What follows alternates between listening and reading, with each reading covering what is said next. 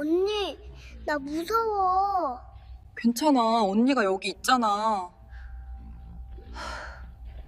떨리는 목소리가 어둠 속에서 새어나왔어요.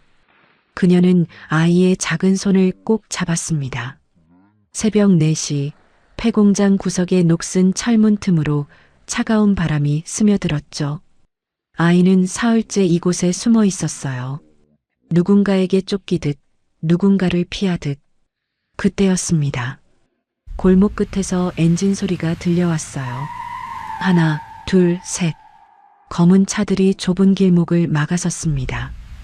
헤드라이트 불빛이 폐공장 외벽을 훑었죠. 아이의 손이 더 세게 그녀의 손목을 움켜쥐었어요. 그녀는 아이를 품에 끌어안았습니다. 심장이 미친 듯이 뛰었지만 지금 무너지면 안 됐어요. 이 아이에겐 자신밖에 없었으니까요. 문이 열리는 소리가 들렸어요. 도대체 이 아이에게 무슨 일이 있었던 걸까요? 그리고 그녀는 왜 처음 본 아이를 목숨 걸고 지키려 했던 걸까요? 사연이 시작되기 전 아직 구독과 좋아요를 누르지 않으셨다면 꼭 눌러주세요. 여러분의 작은 응원이 이 채널에 큰 힘이 됩니다. 지금 어디서 듣고 계신지도 댓글로 함께 이야기해보아요. 오늘 이 이야기가 여러분의 하루에 작은 위로가 되길 바랍니다. 이 모든 일은 열흘 전 한 여대생이 폐공장 앞을 지나가던 그 순간부터 시작되었습니다. 새벽 2시 편의점 알바를 마친 서아연은 텅 빈 골목을 걸었어요. 23, 휴학 중인 대학생. 아버지는 12살 때 교통사고로 세상을 떠났고 어머니는 오래전 재혼하며 연락을 끊었습니다. 하연은 혼자 반지하 원룸에서 편의점 알바로 생활비를 벌며 하루하루를 버티고 있었죠. 3월의 바람은 아직 차가웠어요. 그녀는 점퍼 지퍼를 목까지 올리며 발걸음을 재촉했습니다.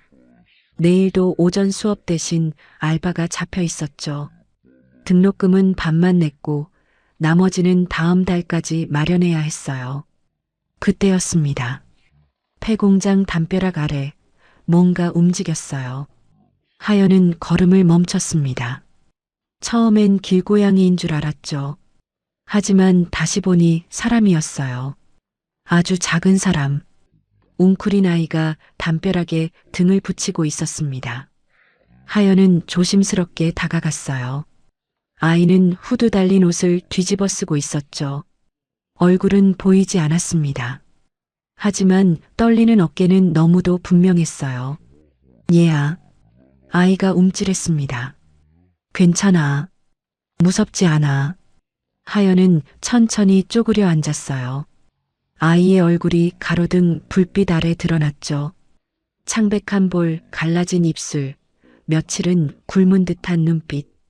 7살쯤 되어 보이는 여자아이였습니다. 머리카락은 엉켜 있었고 옷에는 흙이 잔뜩 묻어 있었어요. 여기서 뭐해? 엄마 아빠는? 아이는 대답하지 않았어요. 그저 고개를 저을 뿐이었습니다. 집이 어디야? 또다시 고개를 저었죠. 하연은 한숨을 삼켰어요. 경찰에 신고해야 하나 생각이 스쳤습니다. 그런데 아이의 눈빛이 이상했어요. 두려움 속에 뭔가 다른 것이 섞여 있었죠. 간절함. 아니, 애원에 가까운 것이었습니다. 이름은 뭐야? 아이의 입술이 달싹였어요. 은서. 그게 전부였습니다. 아이는 그 이름 외에 아무것도 말하지 않았죠. 하연은 자신의 점퍼를 벗어 아이의 어깨에 둘러줬어요. 3월 새벽바람이 맨팔을 스쳤지만 개의치 않았습니다. 은서의 몸이 잠깐 굳었다가 천천히 풀어졌죠. 일단 가자. 여기 너무 추워. 하연은 아이의 손을 잡았어요. 작고 차가운 손이었습니다. 손톱 밑에 흙이 묻어 있었죠. 며칠을 밖에서 보냈는지 짐작할 수 있었어요. 반지하 원룸까지는 15분 거리였습니다. 아이는 하연의 손을 꼭 잡은 채 아무 말 없이 따라왔어요.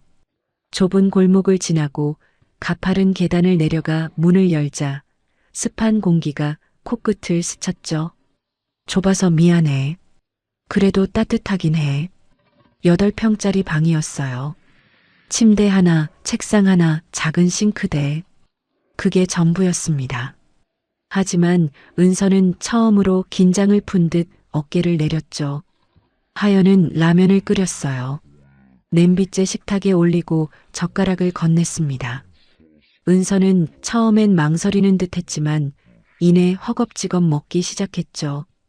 국물이 턱을 타고 흘러도 멈추지 않았어요. 냄비를 깨끗이 비운 아이를 보며 하연은 가슴이 먹먹해졌습니다. 대체 며칠을 굶은 걸까요? 대체 이 아이에게 무슨 일이 있었던 걸까요? 은서야. 아이가 고개를 들었습니다. 오늘은 여기서 자.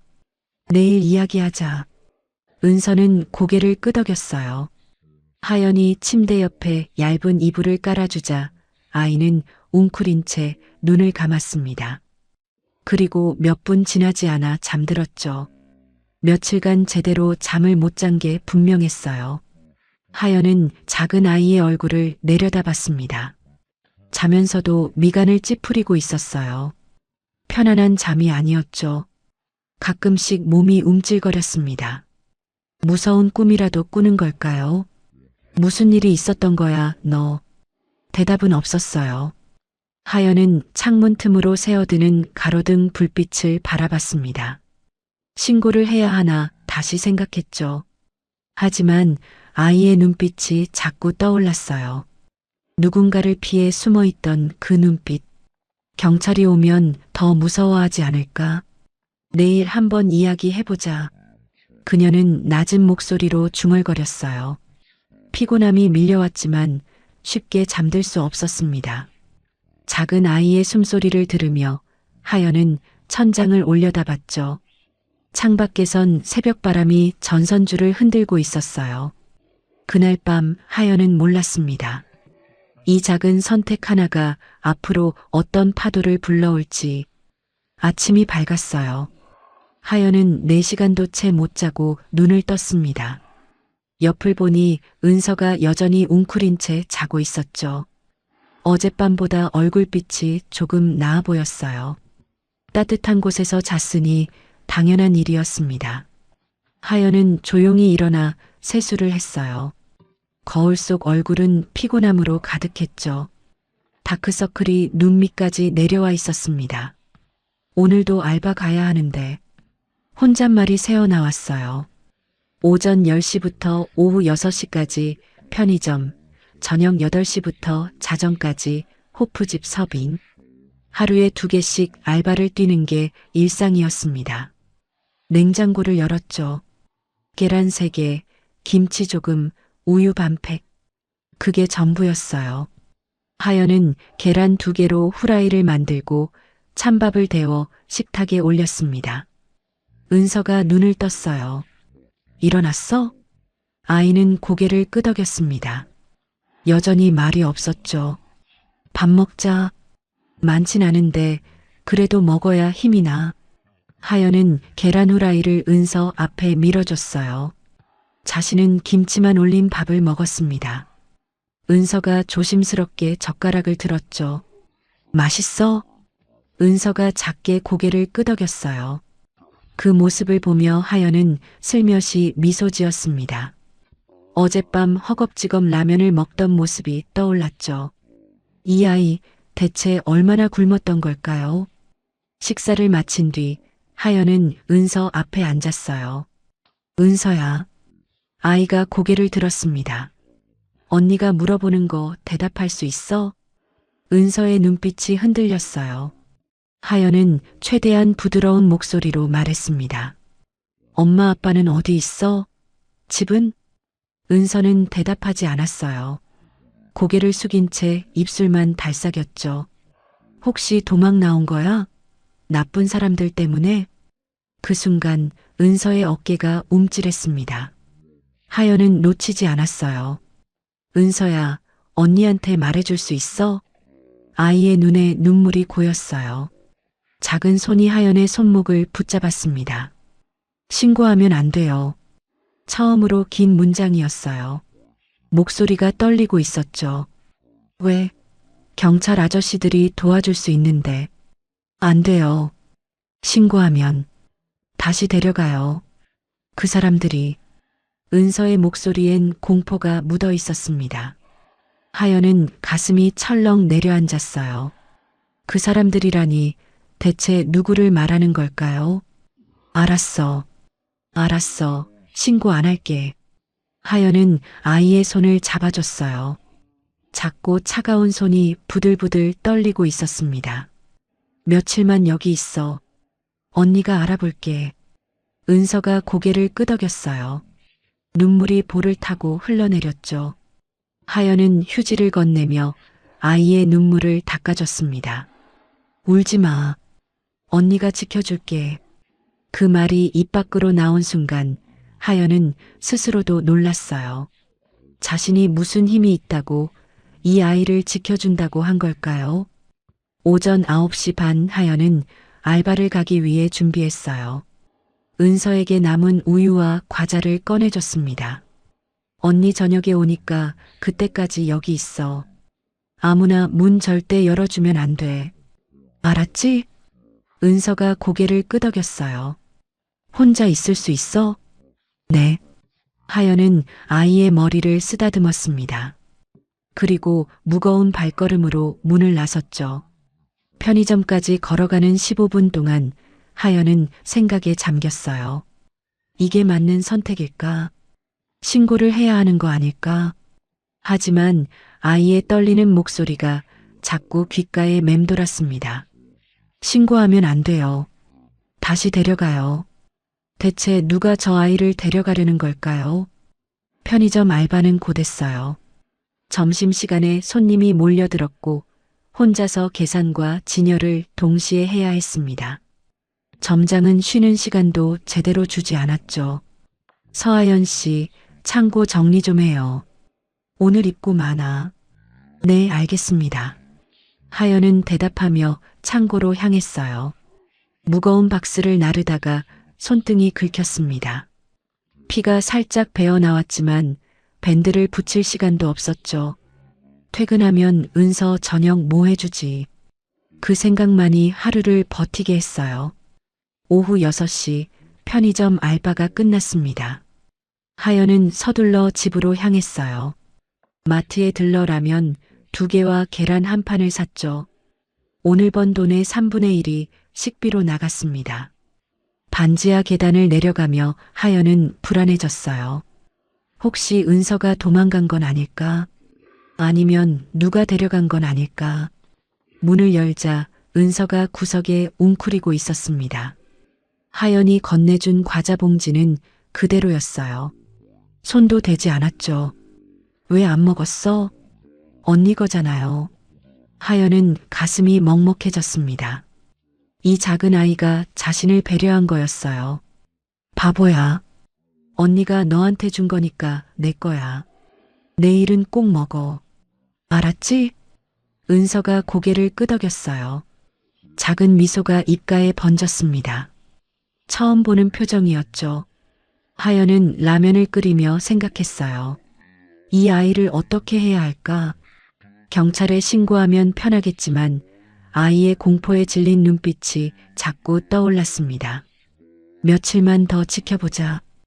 그렇게 결심했어요. 저녁을 먹고 하연은 다시 호프집 알바를 나갔습니다.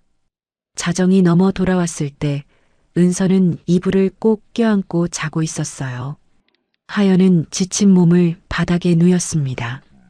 천장의 얼룩을 바라보며 생각했죠. 나도 힘든데 왜 이러고 있는 거지? 12살 때 아버지가 세상을 떠났어요. 트럭에 치여 병원에 실려갔고 3일 만에 눈을 감았습니다. 장례식장에서 어머니는 울기만 했죠. 그리고 2년 뒤 어머니는 다른 남자를 만나 재혼했어요. 하연아, 엄마도 살아야 하잖아. 그 말을 남기고 어머니는 떠났습니다. 새아버지에겐 자기 자식이 있었고 하연이 들어갈 자리는 없었어요. 15부터 혼자 살았죠. 고등학교 때 급식비도 스스로 벌었고 대학 등록금도 전부 알바로 마련했습니다. 그래서 그런가 하연은 천장을 올려다보며 생각했어요. 버려진 게 어떤 기분인지 아니까.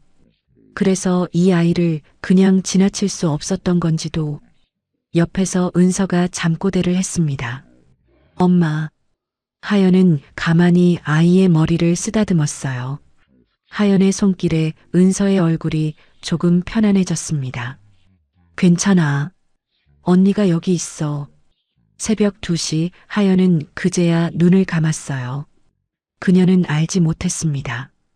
이 작은 방 안에 숨겨진 아이의 정체가 곧 모든 것을 뒤흔들 거라는 걸. 사흘이 지났어요.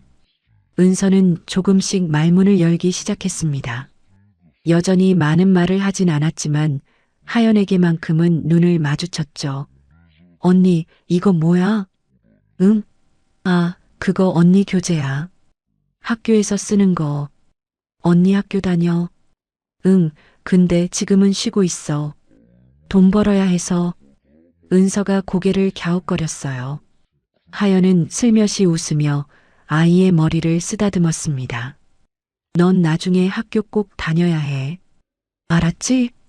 은서가 작게 고개를 끄덕였죠.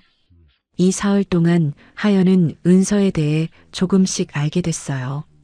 아이는 악몽을 자주 꿨습니다. 잠들면 식은땀을 흘리며 안 돼요라고 중얼거렸죠. 그리고 꼭 하연의 손을 잡아야만 다시 잠들 수 있었어요. 한 번은 은서가 잠결에 이런 말을 했습니다. 엄마, 미안해요. 하연은 가슴이 먹먹해졌어요. 이 아이에게 대체 무슨 일이 있었던 걸까요? 그날 밤 하연은 호프집 알바를 마치고 새벽 2시에 집으로 향했어요. 골목은 어둡고 고요했습니다. 발소리만 울렸죠. 그때였어요. 익숙한 폐공장 앞을 지나는데 이상한 느낌이 들었습니다. 하연은 걸음을 멈췄어요. 골목 끝에서 희미한 불빛이 보였죠. 헤드라이트. 하연의 심장이 빠르게 뛰기 시작했어요. 차가 한 대, 2대, 3대. 검은 차들이 좁은 골목으로 천천히 들어오고 있었습니다. 설마. 하연은 뒤돌아 뛰기 시작했어요. 반지하 원룸까지 3분 거리. 숨이 턱까지 찼습니다. 계단을 굴러 내려가듯 뛰어내려갔죠. 문을 열자 은서가 벌떡 일어났어요. 언니, 은서야, 조용히 해. 빨리 나가야 해. 하연의 목소리가 떨렸습니다. 은서의 얼굴이 새하얗게 질렸어요. 그 사람들이야? 몰라. 근데 이상해. 빨리 가자. 하연은 은서의 손을 잡고 문을 나섰어요. 뒷골목으로 빠지면 큰 길로 나갈 수 있었습니다. 하지만 골목 입구에 검은 차 한 대가 이미 서 있었죠. 저쪽으로. 하연은 방향을 틀었어요. 좁은 담벼락 사이로 몸을 밀어 넣었습니다. 은서를 앞세우고 뒤따랐죠. 발소리가 들렸어요. 이쪽이야. 남자 목소리였습니다. 하연은 숨을 죽였어요. 은서를 품에 꼭 끌어안았죠. 아이의 심장이 미친 듯이 뛰는 게 느껴졌습니다. 언니, 나 무서워. 그녀는 아이의 작은 손을 꼭 잡으며 말했어요. 괜찮아. 언니가 여기 있잖아. 하연은 떨리는 목소리로 대답했습니다. 손은 이미 차갑게 식어 있었죠. 손전등 불빛이 담벼락을 훑었어요. 점점 가까워졌습니다. 하연은 눈을 질끈 감았죠. 그 순간 누군가의 목소리가 들렸어요. 거기 계십니까? 낮고 차분한 목소리였습니다. 하연은 눈을 떴어요. 손전등 불빛 너머로 중년 남자의 실루엣이 보였죠. 도망치지 않으셔도 됩니다. 해칠 생각 없습니다. 남자가 한 발짝 다가왔어요. 정장 차림의 단정한 머리, 40대 중반쯤 되어 보였습니다. 누구세요? 하연의 목소리가 갈라졌어요. 성도그룹 비서실 소속 박종필입니다. 그 아이를 3년간 찾고 있었습니다. 은서의 몸이 움찔했어요. 하연은 아이를 더 세게 끌어안았습니다. 3년이요? 무슨 소리예요? 그 아이는 저희 회장님의 외손녀입니다. 하연은 귀를 의심했어요. 회장님의 외손녀라니. 성도그룹이면 재벌 아닌가요? 거짓말하지 마세요. 이 아이가 왜 재벌 손녀예요? 거짓말이 아닙니다. 종필이 주머니에서 사진 한 장을 꺼냈어요. 손전등 불빛 아래 사진이 드러났습니다. 서너 살쯤 된 여자아이가 웃고 있었죠. 옆에는 젊은 여자가 아이를 안고 있었어요. 은서의 눈이 커졌습니다. 엄마. 작은 목소리가 새어나왔어요. 하연은 소름이 돋았습니다. 이 아이 이름은 윤은서. 3년 전 아동보호시설에서 실종됐습니다. 종필의 목소리가 낮게 울렸어요. 아동보호시설이요? 왜 재벌 손녀가 거기 있었는데요? 사정이 복잡합니다. 여기서 다 말씀드리긴 어렵고 일단 안전한 곳으로 모시고 싶습니다. 하연은 망설였어요. 믿어도 되는 걸까? 하지만 은서가 사진 속 여자를 엄마라고 불렀습니다. 거짓말은 아닌 것 같았죠. 은서야. 하연이 아이를 내려다봤어요. 이 아저씨들 아는 사람이야? 은서가 천천히 고개를 저었습니다. 몰라요. 근데 저 사진 속 엄마는 진짜 우리 엄마예요. 하연은 깊은 숨을 내쉬었어요. 그리고 종필을 똑바로 바라봤습니다. 저한테 설명해 주세요. 다 듣고 판단할게요. 새벽 4시 하연은 종필의 차에 올랐어요. 은서가 하연의 손을 꼭 잡고 있었습니다. 차는 서울 외곽의 한적한 도로를 달렸죠. 아이 어머니, 그러니까 회장님의 딸 성유진 씨는 7년 전 출산 직후 돌아가셨습니다. 종필이 운전대를 잡은 채 말했어요. 유진 씨는 집안의 반대를 무릅쓰고 결혼했습니다. 하지만 남편분도 은서가 2살 때 교통사고로 세상을 떠났죠. 그래서 아이가 보호시설에 간 거예요? 네. 회장님과 유진 씨 사이가 좋지 않았습니다. 유진 씨는 돌아가시기 전 유언으로 아이를 아버지에게 맡기지 말라고 하셨어요. 하연은 이해가 되지 않았어요. 왜요? 친할아버지인데. 가정사가 복잡합니다. 회장님과 유진 씨 사이에 큰 갈등이 있었어요. 그래서 은서는 외갓집이 아닌 아동보호시설로 갔습니다. 그런데 왜 3년 전에 실종된 거예요? 종필의 표정이 어두워졌어요. 저희도 정확히는 모릅니다. 시설에서 갑자기 사라졌어요. 회장님은 그때부터 전국을 수소문하셨습니다. 하연은 옆에 앉은 은서를 바라봤어요. 아이는 창밖만 보고 있었습니다. 무슨 생각을 하는 걸까요? 은서야. 아이가 고개를 돌렸어요. 너 3년 동안 어디 있었어? 은서의 눈빛이 흔들렸습니다. 입술이 달싹이다가 작은 목소리가 새어나왔죠. 나쁜 아줌마네 집이요. 하연의 손에 힘이 들어갔어요. 나쁜 아줌마? 맨날 청소하고 밥하고 때리고. 은서의 목소리가 점점 작아졌습니다. 하연은 가슴이 찢어지는 것 같았어요. 그 집에서 도망친 거야? 은서가 고개를 끄덕였어요. 몇 번 도망쳤는데 맨날 잡혀갔어요. 이번엔 안 잡히려고 숨었어요. 하연은 아이를 꼭 끌어안았습니다. 눈물이 볼을 타고 흘러내렸어요. 잘했어. 잘 도망쳤어. 이제 그 집 안 가도 돼. 은서가 하연의 품에서 작게 흐느꼈습니다. 차는 서울 성북동의 조용한 저택 앞에 멈췄어요. 하연은 눈이 휘둥그레졌습니다. 드라마에서나 보던 대저택이었죠. 여기가 어디예요? 성도그룹 게스트하우스입니다. 오늘은 여기서 쉬시고 내일 회장님을 뵙게 될 겁니다. 하연은 망설였어요. 발걸음이 쉽게 떨어지지 않았습니다. 저 같은 사람이 여기 들어가도 되는 건가요? 종필이 돌아봤어요. 표정에 묘한 감정이 스쳤습니다. 서하연 씨, 네, 회장님께서 부탁하셨습니다. 은서를 찾게 되면 그 아이를 돌봐주신 분에게 꼭 감사를 전하라고요. 하연은 어리둥절했어요.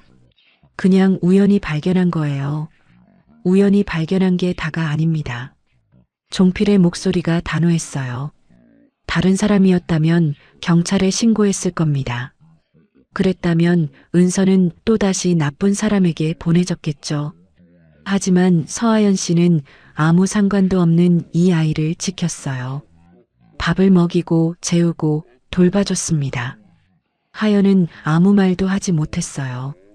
그게 회장님께는 큰 의미가 있는 겁니다. 그러니 부담 갖지 마시고 들어가세요. 종필이 문을 열었어요. 하연은 은서의 손을 잡고 천천히 발을 내디뎠습니다. 저택 안은 따뜻했어요. 은은한 조명이 복도를 비추고 있었죠. 하연은 마치 다른 세계에 들어온 기분이었습니다. 오늘은 푹 쉬세요. 내일 아침에 다시 뵙겠습니다. 종필이 인사하고 떠났어요. 하연은 배정받은 방에 들어갔습니다. 침대가 2개 있었고 창밖으로 정원이 보였죠. 은서가 창가에 서서 밖을 내다봤어요. 은서야. 응. 무서워? 은서가 고개를 저었어요. 언니가 있으니까 안 무서워. 하연은 아이의 손을 꼭 잡았습니다. 작지만 따뜻한 손이었어요. 나도 내가 있으니까 안 무서워. 두 사람은 나란히 창밖을 바라봤어요. 동쪽 하늘이 서서히 밝아지고 있었습니다. 하연은 알지 못했어요. 이 저택 안에서 기다리는 진실이 얼마나 무거운 것인지를. 아침 햇살이 창문을 통해 쏟아졌어요. 하연은 낯선 천장을 올려다보며 눈을 떴습니다. 잠깐 여기가 어디지? 머릿속이 멍했죠. 그러다 옆에서 새근새근 잠든 은서를 보고서야 어젯밤 일이 떠올랐어요. 재벌가 외손녀, 3년간 실종, 성도그룹 회장, 꿈이 아니었구나. 하연은 낮게 중얼거렸어요. 침대에서 일어나 창밖을 내다봤습니다. 넓은 정원에 나무들이 줄지어 서 있었죠. 반지하 원룸에서 보던 풍경과는 완전히 달랐어요. 노크 소리가 들렸습니다. 실례합니다. 아침 식사 준비됐습니다. 문 밖에서 여자 목소리가 들려왔어요. 하연은 급히 옷매무새를 정리하고 문을 열었습니다. 안녕하세요. 저는 게스트하우스 담당 김 실장입니다. 40대 초반의 단정한 여자가 미소 지었어요. 아, 네. 안녕하세요. 식당으로 안내해 드릴게요. 아이도 깨우시겠어요? 하연은 고개를 끄덕이고 은서를 깨웠습니다. 아이는 눈을 비비며 일어났죠. 언니, 여기 어디야? 어제 온 곳이야. 기억나지? 은서가 천천히 고개를 끄덕였어요. 하연은 아이의 손을 잡고 김 실장을 따라 복도를 걸었습니다. 식당은 생각보다 넓었어요. 긴 테이블 위에 음식이 가득 차려져 있었죠. 하연은 눈이 휘둥그레졌습니다. 이게 다 아침이에요? 네.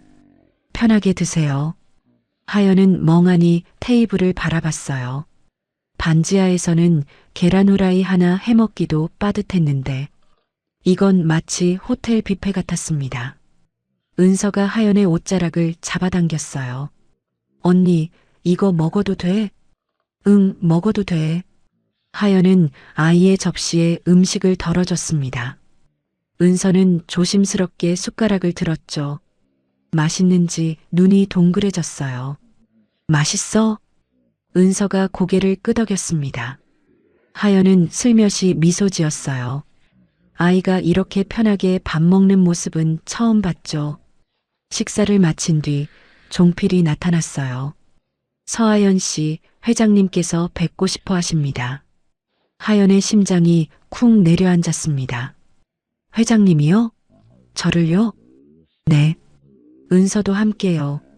하연은 긴장된 표정으로 은서의 손을 잡았어요. 종필을 따라 긴 복도를 걸었습니다.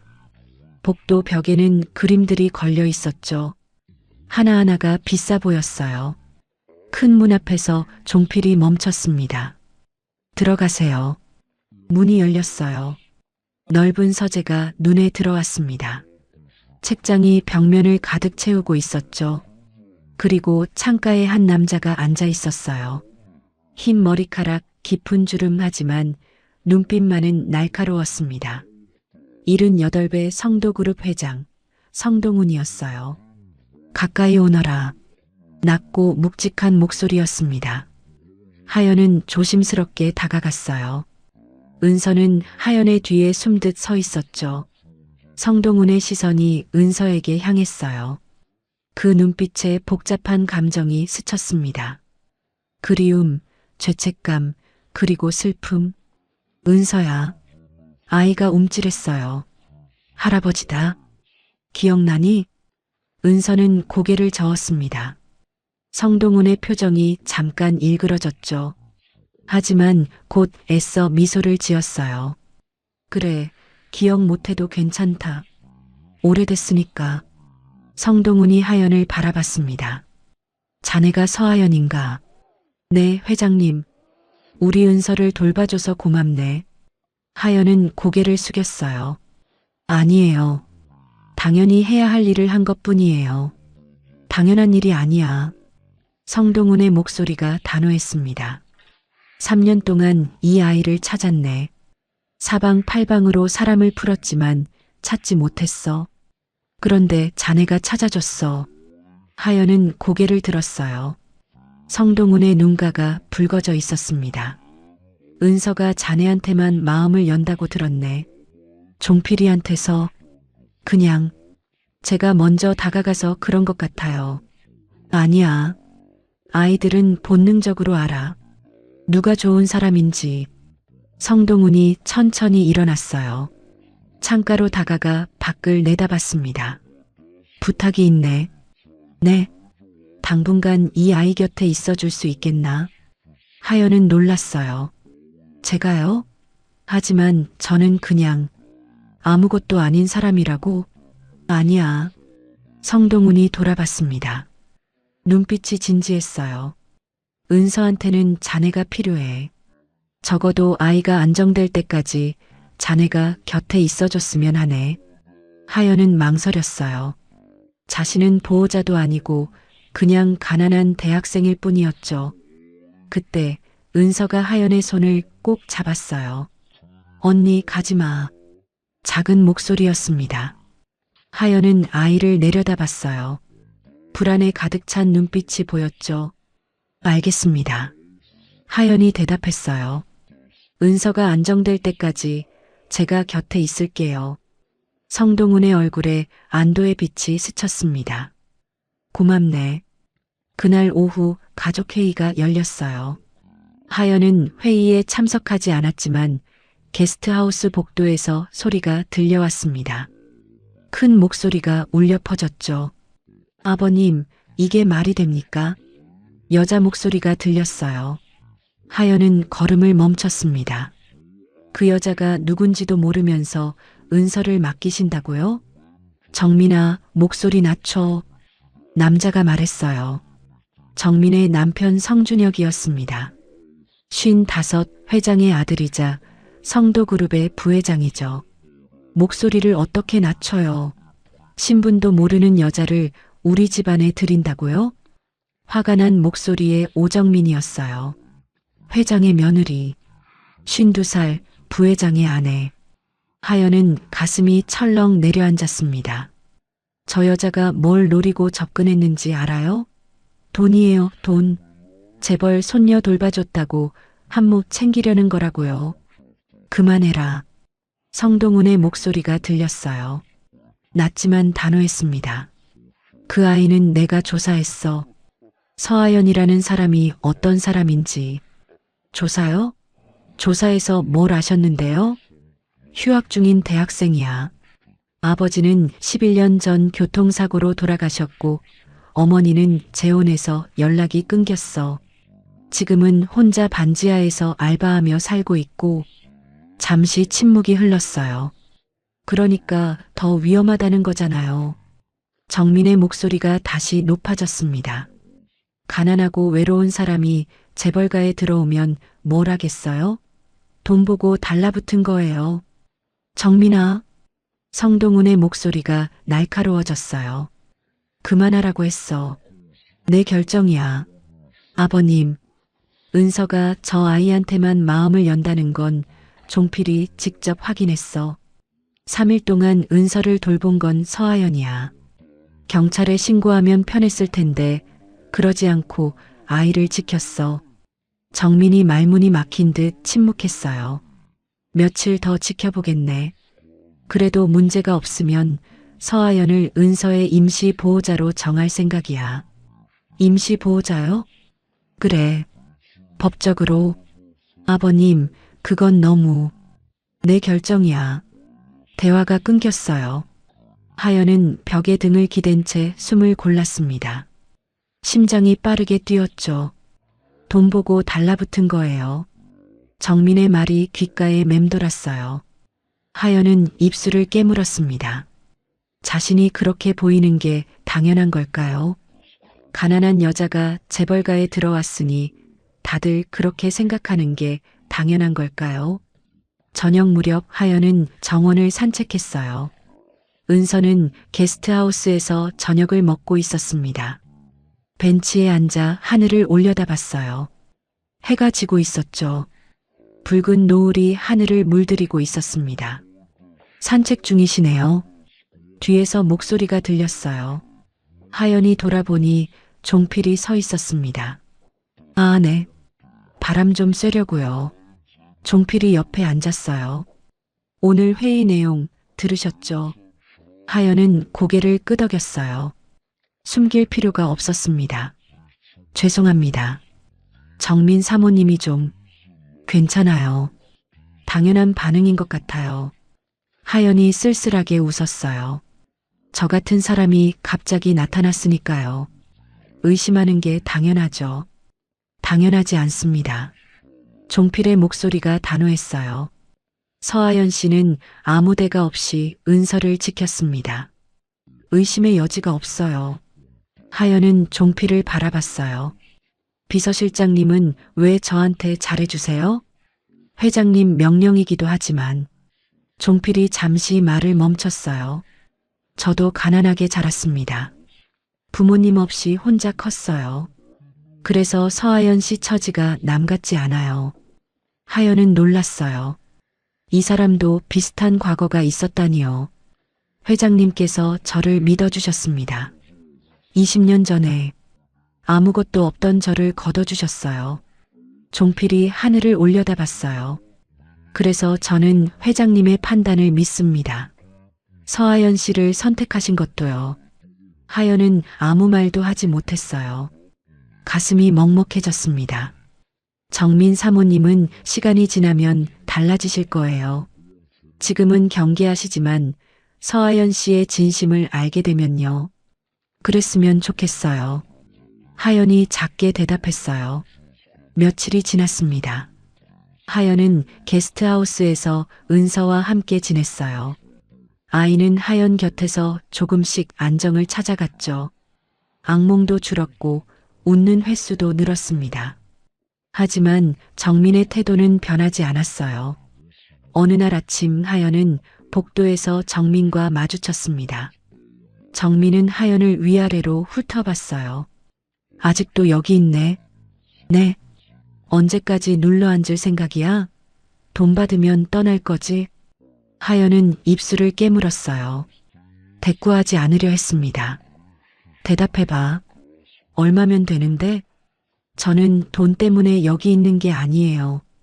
그럼 뭐 때문인데? 사랑? 정민이 비웃었어요. 웃기지 마. 가난한 사람들은 다 그래. 처음엔 순수한 척 하다가 나중에 본색 드러내지. 하연의 손이 떨렸어요. 화가 났습니다. 하지만 여기서 싸우면 안 됐죠. 실례하겠습니다. 하연은 고개를 숙이고 자리를 피했어요. 등 뒤로 정민의 비웃음 소리가 들렸습니다. 방에 돌아와 문을 닫자 눈물이 흘러내렸어요. 내가 왜 이러고 있는 거지? 하연은 생각했어요. 그냥 떠나면 편할 텐데 왜 이 모욕을 참으면서까지 여기 있는 걸까요? 그때 문이 열렸어요. 언니, 은서가 들어왔습니다. 아이는 하연의 눈물을 보고 얼굴이 굳어졌어요. 언니, 왜 울어? 아니야. 눈에 뭐가 들어갔어. 거짓말. 은서가 다가와 하연의 손을 잡았어요. 누가 언니 울렸어? 내가 혼내줄까? 작은 목소리에 진심이 담겨 있었어요. 하연은 울음이 터질 것 같았습니다. 아니야. 괜찮아. 진짜? 응, 진짜. 하연은 아이를 끌어안았어요. 작고 따뜻한 체온이 느껴졌습니다. 그래, 이것 때문이지. 이 아이 때문에 여기 있는 거였어요.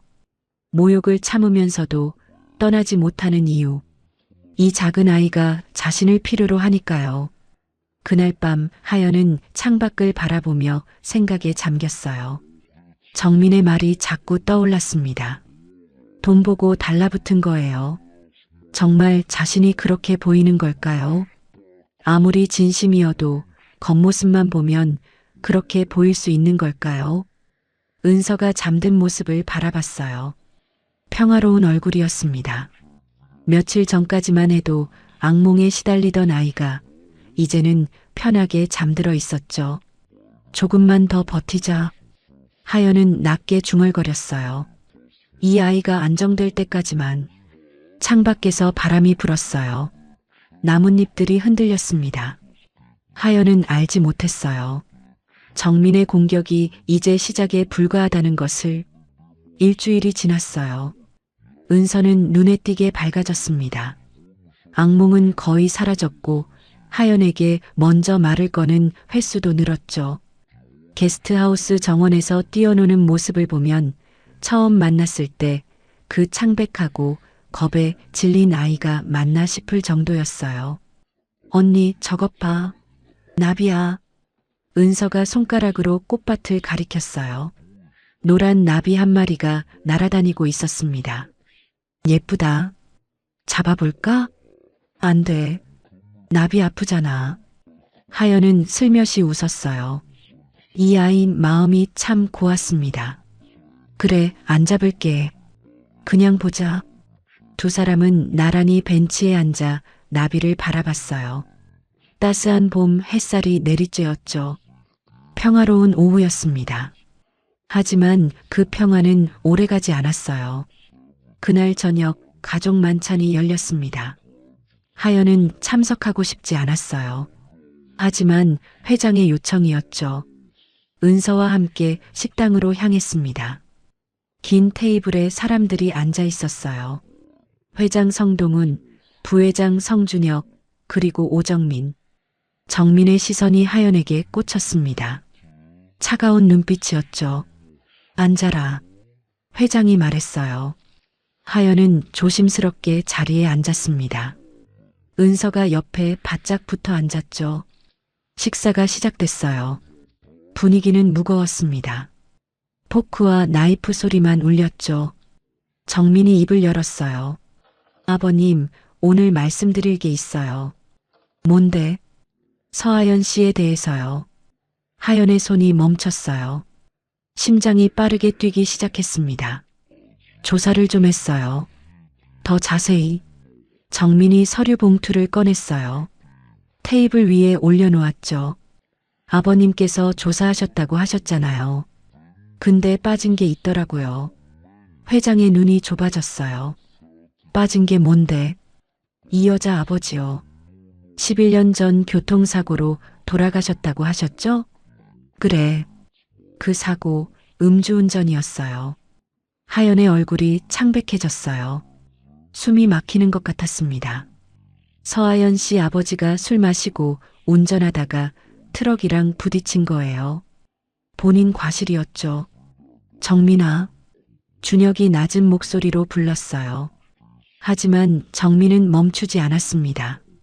그리고 어머니요. 재혼해서 연락 끊겼다고 하셨잖아요. 정민이 서류를 펼쳤어요.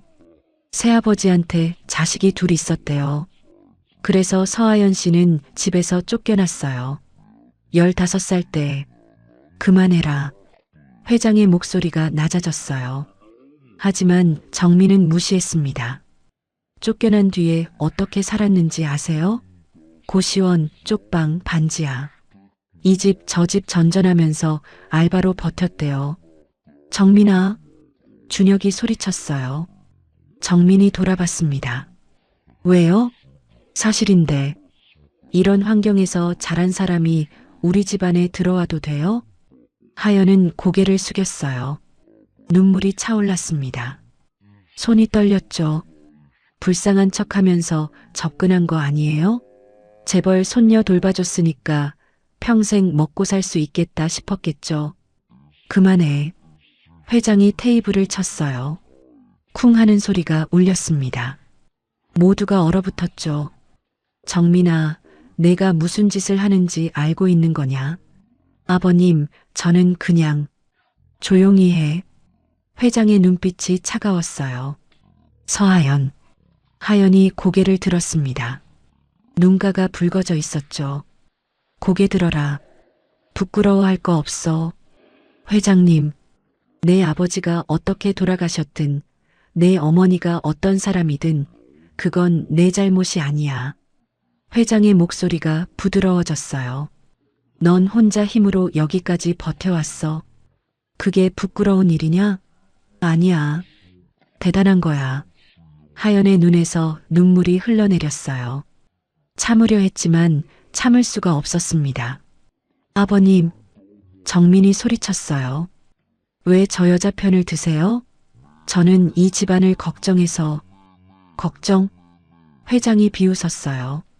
내가 걱정하는 건 이 집안이 아니라 내 아들 상속뿐이지.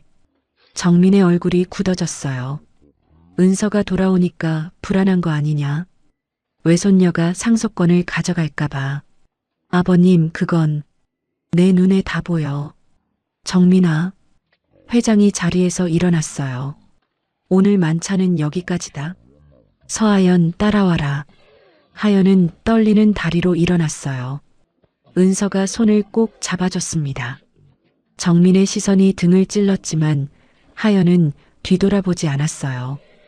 회장의 서재로 들어갔어요. 앉아라. 하연은 소파에 앉았습니다. 은서는 옆에 바짝 붙어 앉았죠. 정민이 한 말 신경 쓰지 마라. 하지만 회장님, 다 사실이에요. 아버지 사고도 어머니한테 버림받은 것도. 그래서 뭐? 회장이 창밖을 바라봤어요. 나도 가난하게 자랐어. 부모 없이 혼자 힘으로 여기까지 왔지. 하연은 놀랐어요. 회장님이요? 그래. 믿기 어렵겠지만. 회장이 돌아봤습니다. 눈빛에 먼 과거가 스쳐 지나갔어요. 사람은 어디서 왔느냐가 중요한 게 아니야. 어디로 가느냐가 중요한 거지. 넌 가난 속에서도 남을 도왔어. 경찰에 신고하면 편했을 텐데 은서를 지켰지. 그게 내 본성이야. 회장이 소파 맞은편에 앉았어요. 정민이는 시간이 지나면 달라질 거야. 아니면 안 달라져도 상관없고. 네. 내 결정은 변하지 않아. 넌 은서 곁에 있어라. 하연은 고개를 숙였어요. 눈물이 또 흘러내렸습니다. 감사합니다, 회장님. 고마워하지 마. 내가 고마운 거야. 회장이 은서를 바라봤어요. 아이는 하연의 손을 꼭 잡고 있었습니다. 저 아이 표정 좀 봐라. 내가 오고 나서 처음 보는 얼굴이야. 편안하고 안심하고 있어. 하연은 은서를 내려다봤어요. 아이가 살짝 웃고 있었습니다. 내가 있어서 은서가 살아난 거야. 그러니까 자신 있게 있어라. 당당하게. 다음 날 오후 하연의 휴대폰이 울렸어요. 모르는 번호였습니다. 하지만 지역 번호가 익숙했어요. 어머니가 사는 동네였죠. 하연은 망설이다 전화를 받았어요. 여보세요? 하연이니? 익숙한 목소리였습니다. 3년 만에 듣는 어머니의 목소리였죠. 엄마, 너 지금 뭐하고 다니는 거야? 목소리가 차가웠어요. 하연의 심장이 철렁 내려앉았습니다. 무슨 말이야? 재벌가에 들어갔다면서? 성도그룹인가 뭔가. 하연은 놀랐어요. 어떻게 알았을까요? 누가 그래? 뉴스에 나왔어. 성도그룹 회장 외손녀 3년 만에 찾았다고. 근데 발견한 사람이 너라면서? 하연은 아무 말도 하지 못했어요. 하연아, 엄마가 한마디만 할게. 어머니의 목소리가 낮아졌어요. 재벌가에 빌붙지 마. 넌 창피하지도 않니? 엄마, 나는 빌붙은 게 아니라. 다 그렇게 말하지. 처음엔 관심 없다고. 근데 결국 돈 때문에 거기 있는 거잖아. 하연의 손이 떨렸어요. 엄마, 나 정말 창피해서 동네 사람들 못 보겠다. 재혼한 엄마 딸이 재벌가에 빌붙었다고 수군대. 엄마, 다시는 연락하지 마. 나도 안 할 거야. 전화가 끊겼어요. 하연은 휴대폰을 들고 멍하니 서 있었습니다. 귓가에 어머니의 목소리가 맴돌았죠. 재벌가에 빌붙지 마. 창피해서 동네 사람들 못 보겠다. 눈물이 흘러내렸어요. 참으려 했지만 참을 수가 없었습니다. 어머니한테도 버림받았다는 생각이 들었어요. 15살 때 쫓겨난 것도 모자라 이제는 아예 인연을 끊겠다는 거였죠. 내가 뭘 잘못했는데. 하연은 벽에 등을 기댄 채 주저앉았어요. 어깨가 들썩였습니다. 언니, 문이 열리며 은서가 들어왔어요. 하연의 모습을 보고 얼굴이 굳어졌죠. 언니, 왜 또 울어? 하연은 황급히 눈물을 닦았어요. 아니야. 괜찮아. 거짓말. 언니 맨날 울어. 은서가 다가와 하연 앞에 쪼그려 앉았어요. 작은 손으로 하연의 볼을 닦아줬습니다. 누가 또 언니 괴롭혔어? 나쁜 사람이야? 내가 혼내줄까? 하연은 웃음이 나왔어요. 울면서 웃었습니다. 아니야. 나쁜 사람 아니야. 그럼 왜 울어? 하연은 은서를 끌어안았어요. 작고 따뜻한 체온이 느껴졌습니다. 그냥 좀 힘들어서. 언니 힘들면 나한테 말해. 내가 같이 힘들어 줄게. 은서의 말에 하연은 가슴이 먹먹해졌어요. 이 작은 아이가 자신을 위로하고 있었습니다. 고마워, 은서야. 나도 고마워. 언니가 나 안 버렸잖아. 하연의 눈에서 다시 눈물이 흘러내렸어요. 하지만 이번엔 슬픈 눈물이 아니었습니다. 그날 밤 하연은 결심했어요. 떠나려고 했습니다. 이 모든 게 너무 무거웠죠. 정민의 공격, 어머니의 전화, 모든 게 자신을 짓누르고 있었어요. 짐을 챙기기 시작했어요. 처음 왔을 때 가지고 온 작은 가방. 넣을 것도 별로 없었습니다. 미안해, 은서야. 하연은 낮게 중얼거렸어요. 언니가 너무 약해서 더 버틸 수가 없어. 문 손잡이를 잡았어요. 몰래 나가려고 했습니다. 그때 뒤에서 발소리가 들렸어요. 언니, 하연이 돌아봤어요. 은서가 눈을 비비며 서 있었습니다. 어디가? 언니, 어디가? 은서의 눈에 불안이 가득 찼어요. 하연의 손에 들린 가방을 봤죠. 언니, 나 버리는 거야? 아니야, 은서야. 버리는 게 아니라. 거짓말. 은서가 달려와 하연의 다리를 붙잡았어요. 두 팔로 꼭 껴안았습니다. 가지마. 언니, 가지마. 아이가 울기 시작했어요. 어깨가 들썩였습니다. 나 혼자 두지 마. 제발. 하연은 가방을 놓쳤어요. 바닥에 털썩 주저앉았습니다. 은서야. 엄마도 갔어. 아빠도 갔어. 언니까지 가면 나 어떡해. 은서의 울음소리가 밤을 가득 채웠어요. 하연은 아이를 꼭 끌어안았습니다. 미안해. 미안해, 은서야. 안 가? 안 가는 거지?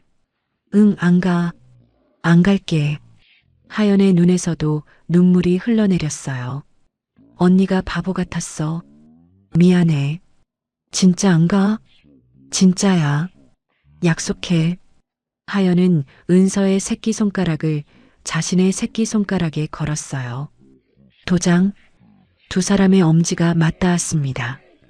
은서가 울음을 그치고 하연의 품에 안겼어요. 작은 심장이 아직 빠르게 뛰고 있었죠. 언니, 나 무서웠어. 알아. 미안해. 다시는 안 그럴 거지? 응. 다시는 안 그럴게. 하연은 아이의 머리를 쓰다듬었어요. 부드러운 머리카락이 손끝에 느껴졌습니다. 그래, 이것 때문이지. 하연은 생각했어요. 이 아이 때문에 여기 있는 거였습니다. 정민의 공격이든 어머니의 외면이든 다 참을 수 있었어요. 이 아이만 지킬 수 있다면.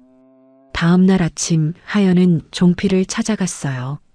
서하연 씨, 무슨 일이세요? 비서실장님, 부탁드릴 게 있어요. 하연의 눈빛이 달라져 있었습니다. 어젯밤까지의 불안은 사라졌죠. 말씀하세요. 저 여기 남을게요. 정민 사모님이 뭐라고 하든 버틸게요. 종필의 얼굴에 미소가 번졌어요. 잘 생각하셨습니다. 대신 하나만 알려주세요. 뭔데요? 은서를 3년 동안 데리고 있었던 사람 누구예요? 종필의 표정이 굳어졌어요. 그건 알아야 해요. 은서를 제대로 지키려면 누구한테서 지켜야 하는지 알아야 하잖아요. 종필은 잠시 침묵했어요. 그리고 입을 열었습니다. 아직 조사 중입니다. 하지만 하나는 확실해요.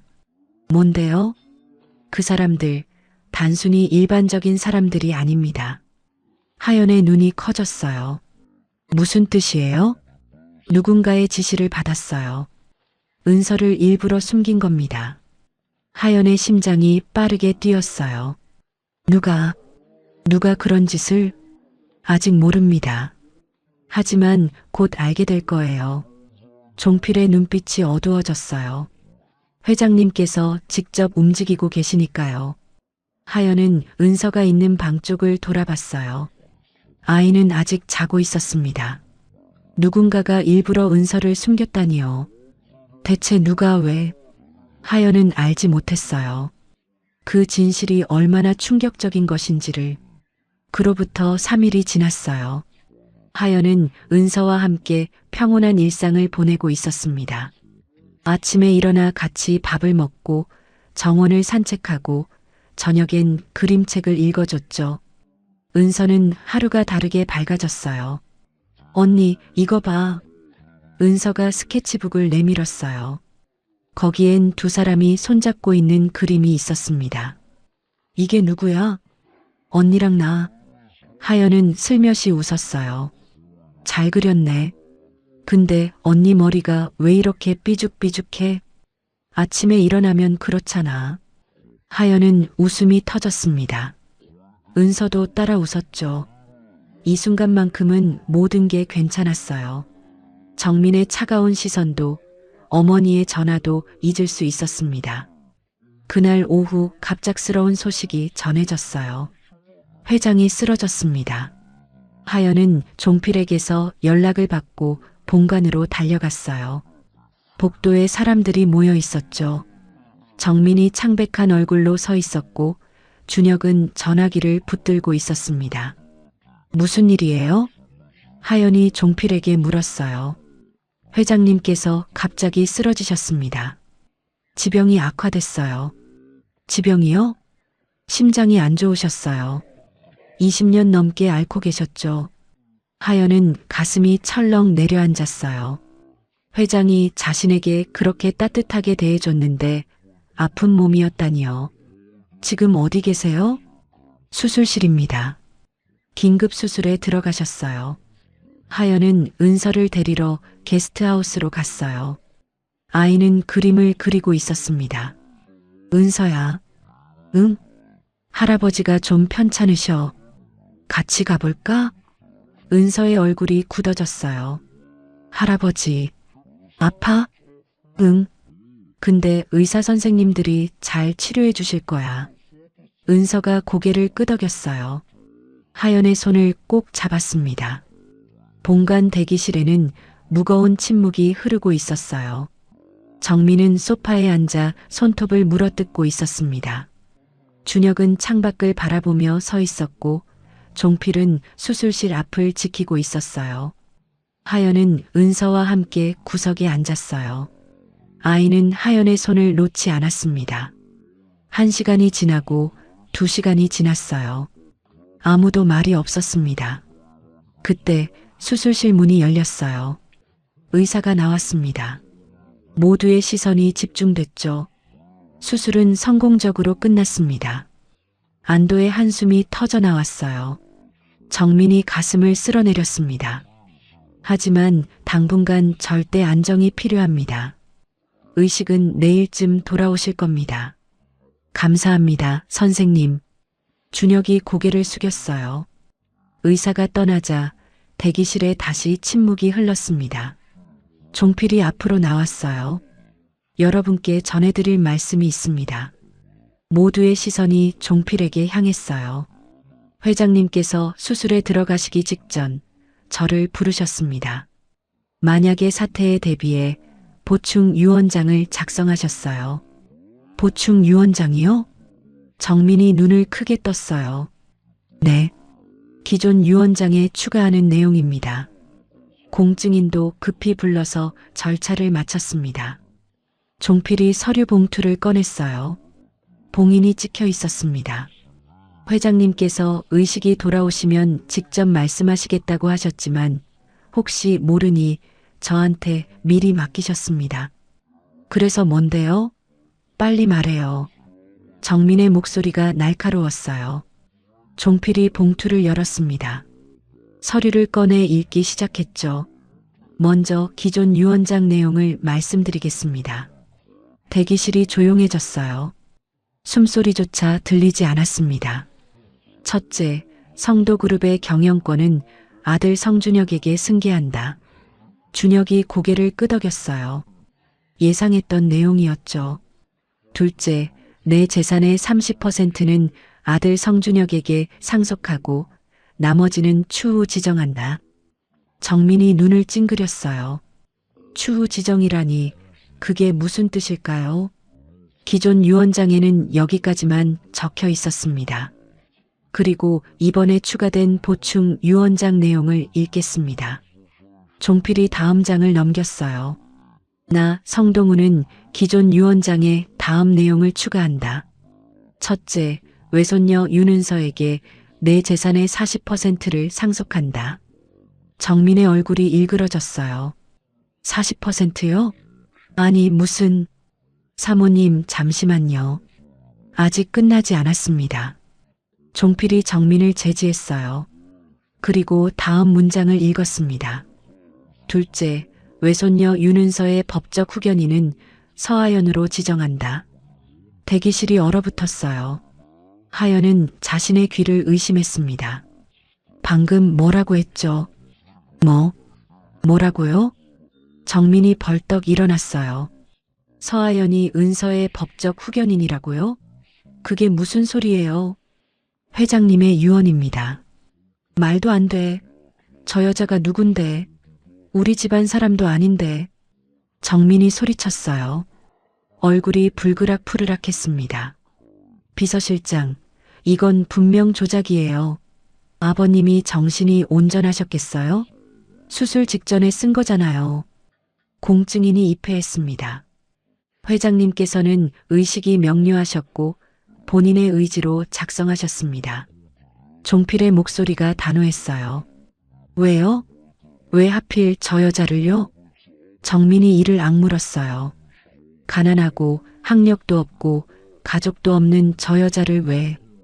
회장님 말씀을 그대로 전하겠습니다. 종필이 잠시 숨을 고르고 말했어요. 회장님께서 은서 양을 되찾은 후 서하연 씨에 대해 조사를 지시하셨습니다. 하연은 놀랐어요. 자신에 대해 조사했다고요. 은서 양을 3일간 돌본 분이 어떤 사람인지 알고 싶으셨던 거죠.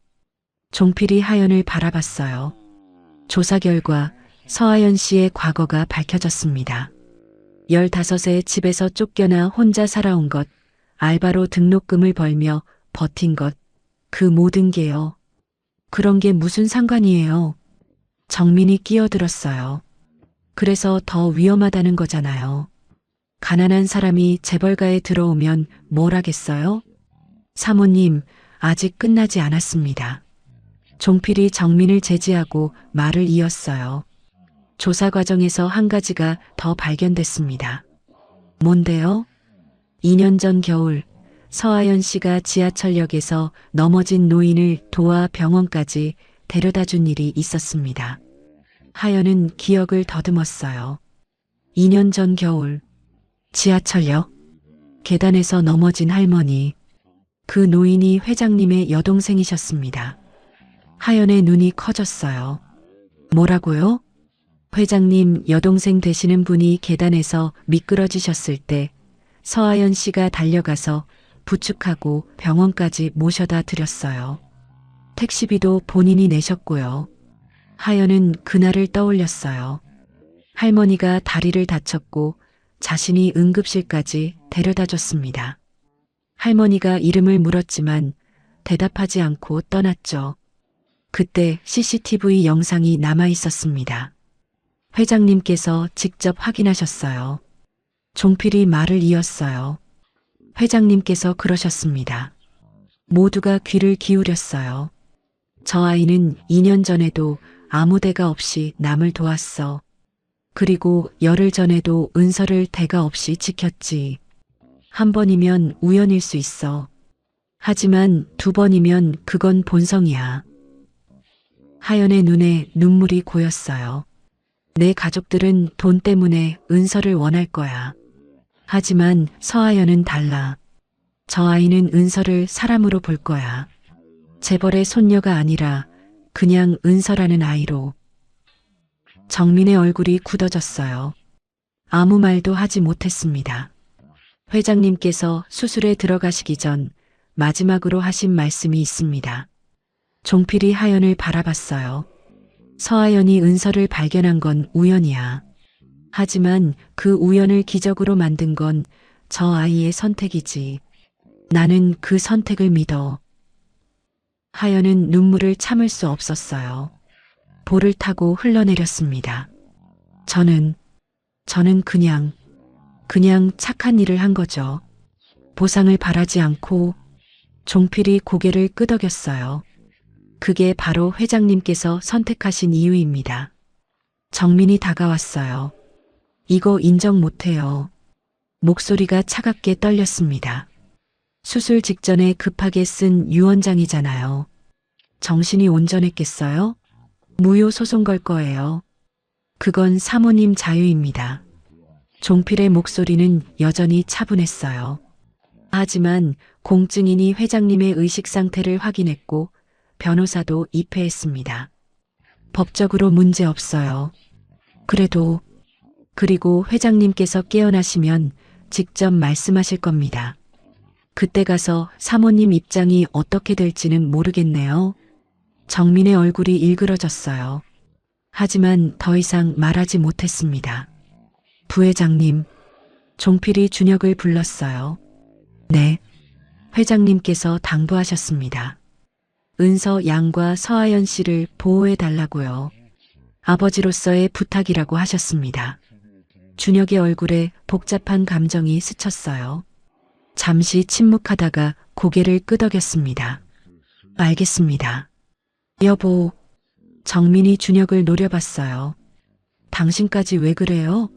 우리 아들 상속분이 줄어드는 건데. 정민아, 준혁이 아내를 바라봤어요. 눈빛이 피곤해 보였습니다. 아버지가 쓰러지셨어. 지금 상속 얘기할 때야? 하지만 그만해. 제발. 준혁이 돌아서서 복도 끝으로 걸어갔어요. 정민은 입술을 깨물며 주먹을 쥐었습니다. 하연은 대기실 구석에서 은서를 안고 있었어요. 머릿속이 복잡했습니다. 법적 후견인이라니 자신이 이 아이의 보호자가 된다는 거였죠. 언니, 은서가 고개를 들었어요. 응? 할아버지가 언니를 골랐대. 나 지켜달라고. 그래, 그런 것 같아. 그럼 언니가 이제 진짜 내 가족이야? 하연은 말문이 막혔어요. 가족. 그 단어가 마음에 와닿았습니다. 글쎄, 그런 건가? 나 좋아. 은서가 하연의 품에 파고들었어요. 언니가 내 가족이면 좋겠어. 엄마 아빠 없어도 언니만 있으면 돼. 하연의 눈에서 눈물이 흘러내렸어요. 이 작은 아이가 자신을 가족으로 받아들이고 있었습니다. 나도 좋아, 은서야. 두 사람은 서로를 꼭 껴안았어요. 다음 날 아침 회장이 의식을 회복했어요. 하연은 은서와 함께 병실을 찾았습니다. 회장은 침대에 누워 있었지만 눈빛은 여전히 맑았죠. 왔구나. 낮은 목소리가 흘러나왔어요. 회장님, 괜찮으세요?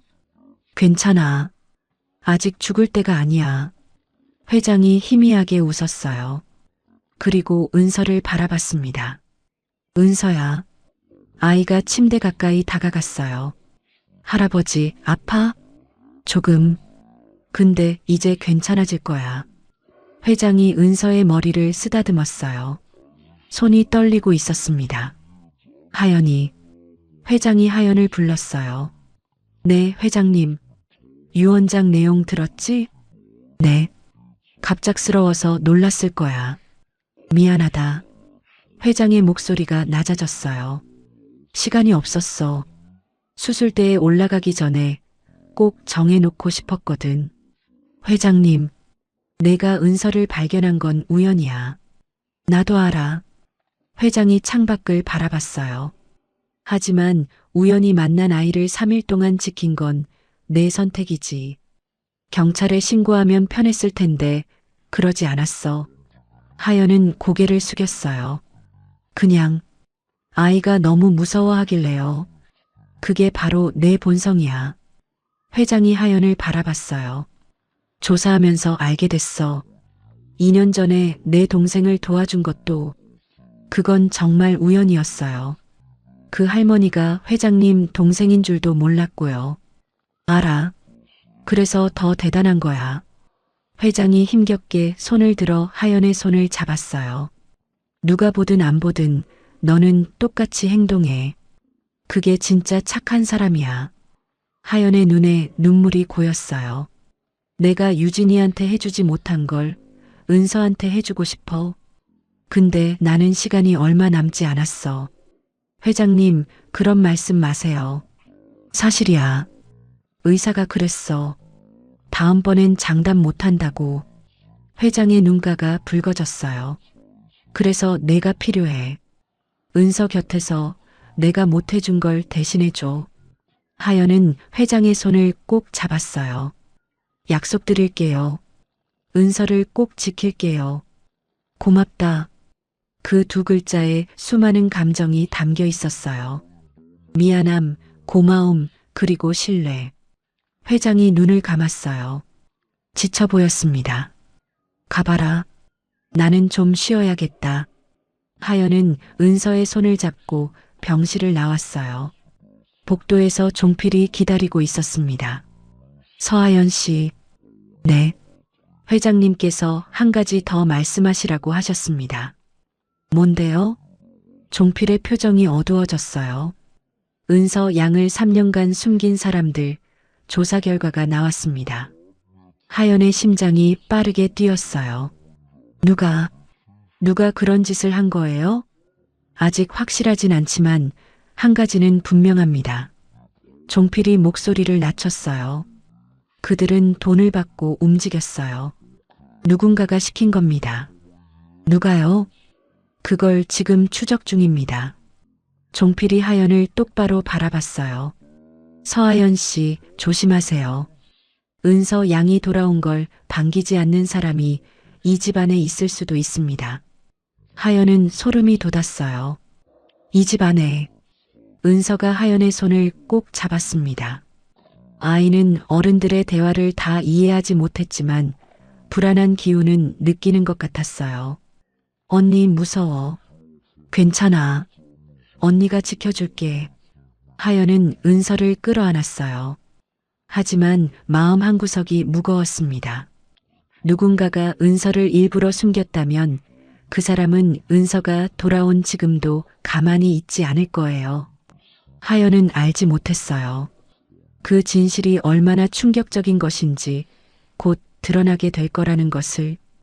회장이 퇴원한 건 일주일 뒤였어요. 아직 완전히 회복된 건 아니었지만 병원보다 집에서 쉬고 싶다고 고집을 부렸죠. 의사는 절대 안정을 당부하며 퇴원을 허락했습니다. 하연은 은서와 함께 본관에서 생활하게 됐어요. 게스트하우스가 아니라 가족들이 사는 본관이었죠. 회장의 지시였습니다. 은서 곁에 있어야 해. 본관에서 지내라. 정민은 그 결정에 격렬하게 반대했지만 회장은 들은 척도 하지 않았어요. 본관 생활은 불편했습니다. 하연이 복도를 지날 때마다 정민의 시선이 따라왔어요. 차갑고 날카로운 눈빛. 말은 하지 않았지만 그 눈빛만으로도 충분히 적대감이 느껴졌죠. 식사 시간은 더 힘들었어요. 긴 테이블에 마주 앉아 밥을 먹는데 정민은 하연을 철저히 무시했습니다. 말을 걸어도 대답하지 않았고 눈도 마주치지 않았죠. 언니, 저 아줌마 왜 저래? 어느 날 저녁 은서가 속삭였어요. 응? 무슨 아줌마? 저기 앉은 아줌마. 맨날 언니 노려봐. 하연은 쓴웃음을 지었어요. 그냥 좀 안 좋은 일이 있으신가 봐. 거짓말. 나쁜 사람이야, 저 아줌마. 은서의 목소리가 단호했습니다. 아이는 본능적으로 느끼는 것 같았어요. 그로부터 며칠 뒤 일이 터졌습니다. 정민이 변호사를 데리고 회장의 방으로 찾아온 거였어요. 하연은 복도에서 그 모습을 봤습니다. 정민의 얼굴엔 승리의 미소가 걸려 있었죠. 아버님, 잠깐 말씀드릴 게 있어요. 뭔데? 회장의 목소리가 피곤하게 들렸어요. 보충 유언장 말이에요. 무효 소송 준비했습니다. 하연의 심장이 철렁 내려앉았어요. 복도에 숨어서 대화를 들었습니다. 수술 직전에 급하게 작성한 거잖아요. 정신이 온전했는지 의문이 있어요. 정민아, 공증인이 입회했어. 법적으로 문제 없다고 했잖아. 공증인도 매수할 수 있어요. 변호사님이 조사해봤는데 충분히 다툴 여지가 있대요. 정민의 목소리가 자신감에 차 있었어요. 그리고 서하연이라는 여자, 더 조사해봤어요. 하연은 숨을 죽였어요. 그 여자 어머니 있잖아요. 재혼한 어머니. 그래서 그 어머니가 옛날에 사기 전과가 있대요. 작은 거긴 한데 어쨌든 전과자예요. 하연의 얼굴이 창백해졌어요. 어머니의 전과라니. 자신도 몰랐던 사실이었습니다. 전과자 딸을 은서의 후견인으로 삼겠다고요? 말이 돼요? 정민아. 회장의 목소리가 낮아졌어요. 어머니가 전과자인 게 그 아이 잘못이야? 잘못이 아니라 환경이 문제라는 거예요. 그런 환경에서 자란 사람이 은서를 제대로 키울 수 있겠어요? 그만해. 아버님, 그만하라고 했어. 회장의 목소리가 날카로워졌어요. 내가 지금 무슨 짓을 하는지 알아? 저는 이 집안을 걱정해서. 걱정? 회장이 비웃었어요. 내가 걱정하는 건 이 집안이 아니라 내 아들 상속뿐이겠지. 아버님, 그건 은서가 돌아오니까 불안한 거잖아. 재산을 가져갈까 봐. 정민이 입을 다물었어요. 솔직히 말해봐. 내가 진짜 걱정하는 게 뭔지. 침묵이 흘렀습니다. 좋아. 그럼 나도 솔직하게 말해줄게. 회장의 목소리가 차가워졌어요. 종필아, 들어와라. 문이 열리고 종필이 들어왔어요. 손에 서류 봉투를 들고 있었습니다. 뭐예요, 이건? 정민의 목소리가 떨렸어요. 내가 7년 전에 뭘 했는지 조사한 거야. 정민의 얼굴이 새하얗게 질렸어요. 하연은 복도에서 숨을 죽이고 있었습니다. 7년 전이라면 은서가 태어난 해였어요. 은서의 어머니 성유진이 세상을 떠난 해이기도 했죠. 아버님, 무슨 말씀이세요? 정민의 목소리가 떨리고 있었어요. 종필아, 읽어라. 네. 종필이 서류를 펼쳤어요. 7년 전 3월 성유진 씨가 출산을 위해 입원한 병원 기록입니다. 정민의 손이 떨리기 시작했어요. 유진 씨는 출산 당일 병원에서 강제 퇴원 조치를 당했습니다. 강제 퇴원? 회장이 물었어요. 이미 알고 있는 듯한 목소리였지만 정민에게 직접 듣고 싶은 것 같았죠. 네.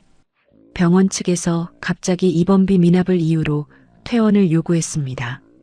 하지만 유진 씨는 입원비를 모두 납부한 상태였어요. 그럼 왜? 누군가 병원 측에 압력을 넣었습니다. 유진 씨를 내보내라고. 종필이 정민을 바라봤어요. 그 사람이 정민 사모님이었습니다. 정민의 얼굴이 일그러졌어요. 거짓말이에요. 증거 있어요? 있습니다. 종필이 다른 서류를 꺼냈어요. 당시 병원 원무과장이 증언했습니다. 오정민이라는 분에게서 거액을 받고 유진 씨를 퇴원시켰다고요. 그 사람이 거짓말하는 거예요. 원무과장뿐 아닙니다. 종필의 목소리가 차가워졌어요. 당시 담당 간호사, 병원 행정 직원 3명이 같은 증언을 했습니다. 모두 사모님에게서 돈을 받았다고요. 정민의 다리가 풀리는 것 같았어요. 소파에 털썩 주저앉았습니다. 아버님, 저는 됐어. 회장의 목소리가 메말랐어요. 변명 듣고 싶지 않아. 회장이 천천히 일어났어요. 창가로 걸어가 밖을 내다봤습니다. 유진이가 병원에서 쫓겨난 뒤 어디로 갔는지 아느냐? 정민은 대답하지 못했어요. 혼자 싸구려 여관에서 아이를 낳았어. 의사도 없이, 산파 하나 없이. 회장의 목소리가 떨렸어요. 그리고 출혈이 멈추지 않아서 죽었어. 내 딸이. 하연은 복도에서 손으로 입을 막았어요. 눈물이 흘러내렸습니다. 유진이가 죽기 직전에 남긴 말이 뭔지 아느냐? 회장이 돌아섰어요. 눈가가 붉었습니다. 아이를 아버지한테 맡기지 마세요. 그 집안 사람들한테 맡기면 안 돼요. 정민의 얼굴이 창백하게 굳어졌어요. 유진이는 알았던 거야. 우리 집안에서 자기를 쫓아냈다는 걸. 그래서 은서를 이 집안에 맡기지 말라고 한 거야. 아버님, 저는 정말. 입 닥쳐. 회장이 소리쳤어요. 처음 보는 분노였습니다. 내가 뭘 했는지 알아? 내 딸을 죽인 거야. 내 손으로. 정민이 바닥에 무릎을 꿇었어요.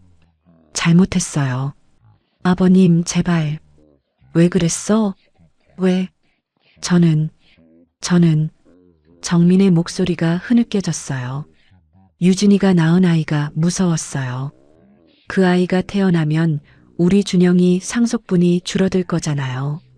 그래서 내 딸을 죽였어? 죽일 생각은 없었어요. 그냥 병원에서 내보내면 알아서 포기할 줄 알았어요. 근데 유진이는 포기하지 않았어. 혼자서 아이를 낳다가 죽었지. 회장의 목소리가 메말랐어요. 7년 동안 난 몰랐어.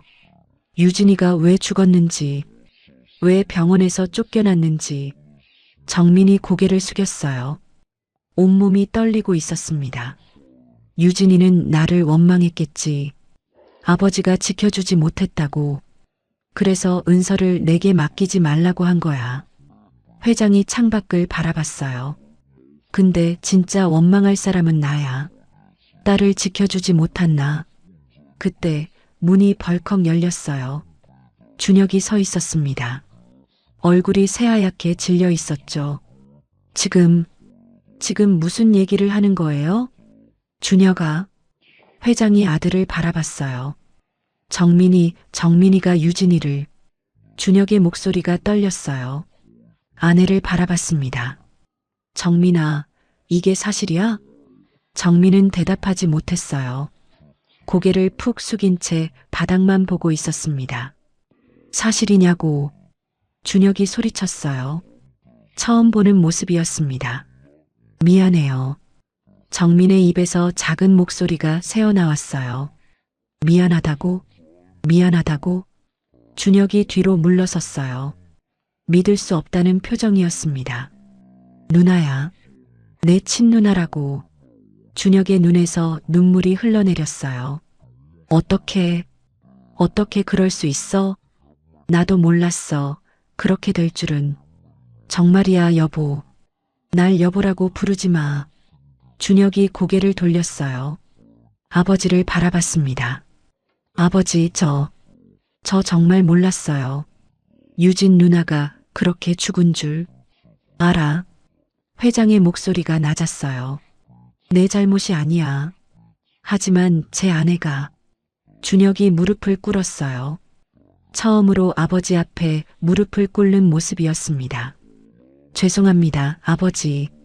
제가 잘못 봤어요. 사람을. 회장이 아들에게 다가갔어요. 어깨에 손을 올렸습니다. 일어나라. 아버지, 일어나라고 했어. 준혁이 천천히 일어났어요. 아버지와 눈을 마주쳤습니다. 넌 잘못이 없어. 몰랐으니까. 하지만 정민이 일은 내가 처리할 거야. 넌 신경 쓰지 마. 회장이 정민을 바라봤어요. 바닥에 주저앉은 며느리가 보였습니다. 정민아. 정민이 고개를 들었어요. 눈가가 번져 있었습니다. 경찰에 신고하면 살인죄까지는 아니더라도 업무방해, 협박, 뇌물공여, 여러 죄목이 붙을 거야. 정민의 얼굴이 일그러졌어요. 하지만 난 신고하지 않을 거야. 아버님, 대신 조건이 있어. 회장의 목소리가 차가웠어요. 은서한테서 손 떼라. 서하연한테도. 그리고 이 집에서 나가라. 나가라고요? 아버님, 이혼하든 별거하든 내 알아서 해. 하지만 이 집에는 더 이상 발 들이지 마라. 정민이 준혁을 바라봤어요. 여보 말 좀 해봐요. 준혁은 아내를 외면했어요. 차가운 눈빛이었습니다. 내 누나를 죽인 사람이랑 같이 살 수 없어. 여보, 그만해, 정민아. 준혁의 목소리가 메말랐어요. 우리 끝이야. 하연은 복도에서 모든 걸 들었어요.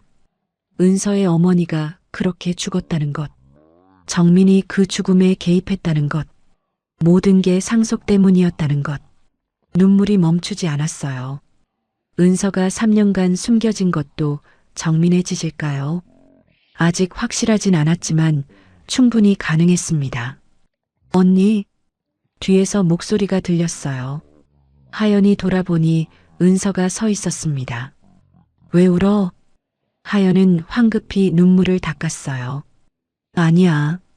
눈에 뭐가 들어갔어. 거짓말. 은서가 다가와 하연의 손을 잡았어요. 언니 맨날 울어. 왜 그래? 하연은 은서를 끌어안았어요. 이 작은 아이는 몰랐습니다. 자신의 엄마가 어떻게 죽었는지.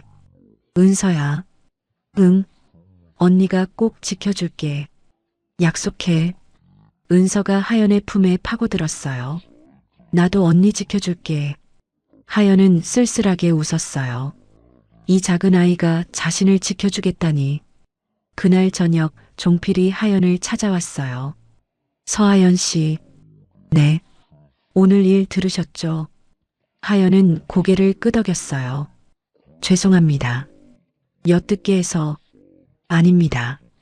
알아야 할 일이었어요. 종필이 잠시 망설이다 입을 열었어요.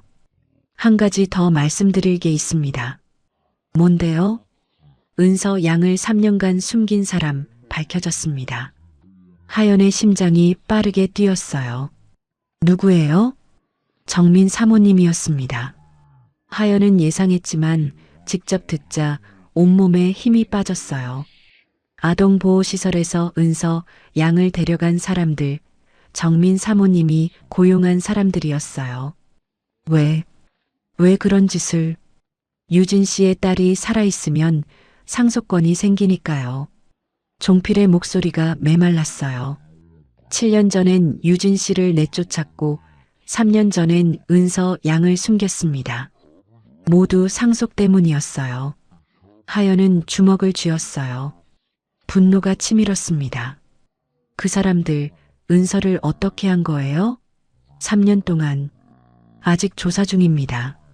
하지만 은서 양이 말한 나쁜 아줌마 집, 그게 정민 사모님이 고용한 사람 집이었어요.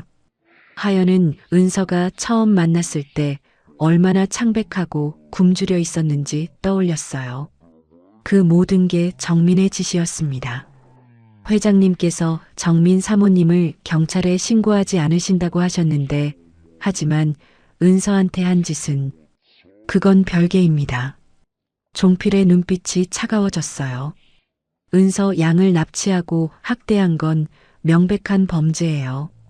회장님께서 이건 경찰에 넘기실 겁니다. 하연은 고개를 끄덕였어요. 그래야 했습니다. 서하연 씨, 네. 이제 정민 사모님은 이 집에서 나가실 거예요. 은서 양을 위협할 사람은 없어집니다. 종필이 미소 지었어요. 마음 편히 은서 양과 지내세요. 하연은 창밖을 바라봤어요. 해가 지고 있었습니다. 모든 게 밝혀졌어요. 은서의 어머니가 왜 죽었는지, 은서가 왜 숨겨졌는지, 그 뒤에 정민이 있었습니다. 이제 끝난 걸까요? 하연은 은서가 있는 방으로 걸어갔어요. 아이는 그림을 그리고 있었습니다. 은서야. 응? 뭐 그려? 은서가 스케치북을 보여줬어요. 세 사람이 손잡고 있는 그림이었습니다. 이건 누구야? 할아버지, 언니 나. 하연의 눈에 눈물이 고였어요. 예쁘다. 언니도 그릴까? 옆에? 응, 그래. 두 사람은 나란히 앉아 그림을 그렸어요. 창밖으로 노을이 물들고 있었습니다. 하연은 알고 있었어요. 아직 끝난 게 아니라는 것을. 하지만 이 순간만큼은 평화로웠습니다. 한 달이 지났어요. 정민은 경찰에 넘겨졌습니다. 은서를 납치하고 학대한 혐의로 구속됐죠. 재판은 아직 진행 중이었지만 유죄 판결은 확실해 보였어요. 준혁은 이혼 절차를 밟았습니다.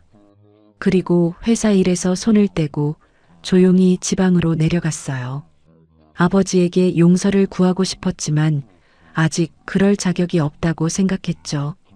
시간이 필요해요, 아버지. 제가 어떤 사람과 살았는지 정리할 시간이요. 회장은 아들을 붙잡지 않았어요. 그저 고개를 끄덕였습니다. 내 인생이야. 내가 결정해라. 준혁은 떠나기 전 하연을 찾아왔어요. 서하연 씨. 네, 부회장님. 부회장이 아니에요. 이제 그만뒀어요. 준혁의 얼굴엔 피로가 묻어 있었습니다. 은서 잘 부탁해요. 내 조카인데 내가 아무것도 해준 게 없네요. 하연은 고개를 숙였어요. 최선을 다할게요. 고마워요. 준혁이 돌아서다가 멈췄어요. 그리고 미안해요. 정민이가 한 일 진작 알았어야 했는데. 아니에요. 몰랐던 거잖아요. 몰랐다는 게 변명이 될까요? 준혁이 쓸쓸하게 웃었어요. 누나가 어떻게 죽었는지 7년 동안 몰랐어요. 바로 옆에 범인이 있었는데. 하연은 아무 말도 하지 못했어요. 준혁의 눈가가 붉어져 있었습니다. 은서가 행복했으면 좋겠어요. 누나 대신. 그 말을 남기고 준혁은 떠났어요. 회장의 건강은 조금씩 나아지고 있었습니다. 완전히 회복된 건 아니었지만 산책을 할 정도는 됐어요. 하연과 은서가 자주 함께 걸었죠. 어느 날 오후 세 사람이 정원을 산책하고 있었어요. 할아버지, 여기 꽃 예뻐. 은서가 장미 덤불을 가리켰어요. 그래, 예쁘구나. 회장이 미소 지었어요. 손녀를 바라보는 눈빛이 따뜻했습니다. 할아버지, 이 꽃 이름 뭐야? 장미야. 장미, 엄마 사진처럼 예뻐. 회장의 얼굴에 순간 슬픔이 스쳤어요. 유진, 딸의 이름이었죠. 그래, 엄마처럼 예쁘구나. 회장이 은서의 머리를 쓰다듬었어요.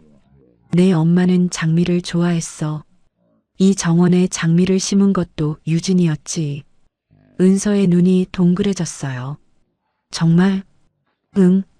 내가 태어나기 전에. 회장이 장미를 바라봤어요. 눈가에 눈물이 맺혔습니다. 하연은 조용히 물러섰어요. 할아버지와 손녀만의 시간이 필요해 보였습니다. 저녁이 됐어요. 하연은 회장의 서재로 불려갔습니다. 회장이 소파에 앉아 기다리고 있었죠. 앉아라. 하연은 맞은편에 앉았어요.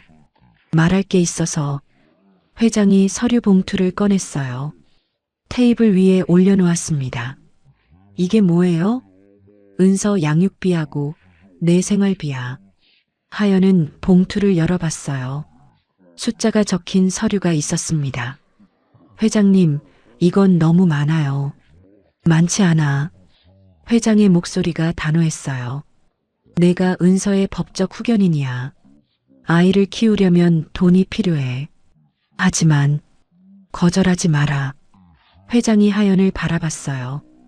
이걸 받을 자격이 있는 사람은 너밖에 없어. 내가 은서를 살린 거니까. 하연은 입술을 깨물었어요. 거절하고 싶었지만 회장의 눈빛이 진지했습니다. 한 가지 물어봐도 돼요? 뭔데? 제가 이 집에서 계속 살아야 하나요? 회장이 눈을 깜빡였어요. 무슨 소리야? 은서를 키우는 건 제가 할게요. 하지만 이 큰 집에서 사는 건 저한텐 조금 불편해요. 하연의 목소리가 떨렸어요. 저는 그냥 평범한 사람이에요. 재벌가에서 사는 게 익숙하지 않아요. 회장은 잠시 침묵했어요. 그리고 입을 열었습니다. 내 말이 무슨 뜻인지 알아. 회장님, 이 집은 복잡해. 사람들 눈치도 봐야 하고 규칙도 많고. 회장이 창밖을 바라봤어요. 은서한테도 그게 좋을지 모르겠다. 이런 곳보다 다른 환경에서 자라는 게. 하연은 고개를 들었어요. 그래서 제안이 있어. 제안이요? 은서랑 같이 나가서 살아. 내가 원하는 곳에서. 하연은 놀랐어요. 정말요? 응. 작은 아파트라도 좋아. 내가 편한 곳에서 은서를 키워라. 회장이 하연을 바라봤어요. 물론 내가 지원은 할 거야. 양육비, 생활비, 교육비. 하지만 간섭은 안 할게. 회장님, 대신 조건이 있어. 뭔데요? 가끔 은서 데리고 놀러 와라. 이 늙은이 손녀 얼굴 보고 싶으니까. 회장이 희미하게 웃었어요. 처음 보는 부드러운 미소였습니다. 하연의 눈에 눈물이 고였어요. 감사합니다, 회장님. 고맙긴. 내가 고마운 거야. 일주일 뒤 하연은 은서와 함께 새 집으로 이사했어요. 서울 외곽의 작은 아파트였습니다. 방 2개, 거실 하나. 본관에 비하면 아무것도 아니었지만 하연에겐 이마저도 과분했죠. 언니, 여기가 우리 집이야? 은서가 눈을 반짝이며 물었어요. 응. 마음에 들어? 응. 좋아. 은서가 방 안을 뛰어다녔어요. 작은 방이 자기 방이라는 게 신기한 것 같았습니다. 여기 내 방이야? 진짜? 응. 내 방이야. 와, 내 방 생겼다. 은서가 침대 위로 뛰어 올랐어요. 웃음소리가 집 안가득 울렸습니다. 하연은 그 모습을 바라보며 미소 지었어요. 이 아이가 이렇게 웃는 걸 보니 모든 게 잘 된 것 같았습니다. 저녁이 됐어요. 하연은 라면을 끓였습니다. 예전에 처음 은서를 데려왔을 때처럼요. 은서야, 밥 먹자. 응. 두 사람이 식탁에 마주 앉았어요. 라면 냄비가 김을 뿜고 있었습니다. 언니. 응? 나 행복해. 하연은 젓가락을 멈췄어요. 정말? 응. 언니랑 같이 있으니까 행복해. 은서가 환하게 웃었어요. 엄마 아빠 없어도 언니만 있으면 돼. 하연의 눈에 눈물이 고였어요. 참으려 했지만 참을 수가 없었습니다. 나도 행복해, 은서야.